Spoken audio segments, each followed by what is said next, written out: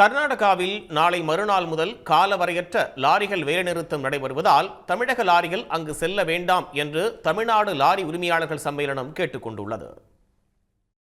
Diesel விலையை குறைக்க வேண்டும், மாநில நெடுஞ்சாலைகளில் உள்ள சுங்கச்சாவடிகளையும் செக் போஸ்டுகளையும் அகற்ற வேண்டும், லாரிகளுக்கு எஃப்சி கட்டணத்தை குறைக்க வேண்டும், நகர எல்லைக்குள் கனரக வாகனங்கள் செல்ல விதிக்கப்பட்டுள்ள கட்டுப்பாடுகளை நீக்க வேண்டும் என்பன உள்ளிட்ட பல்வேறு கோரிக்கைகளை வலியுறுத்தி கர்நாடக மாநில லாரி உரிமையாளர்கள் சம்மேளனம் மற்றும் புக்கிங் ஏஜென்ட்டுகள் சங்கம் வருகிற 14ஆம் தேதி நள்ளிரவு முதல் கர்நாடகா முழுவதும் காலவரையற்ற வேலைநிறுத்த போராட்டம் அறிவித்துள்ளன.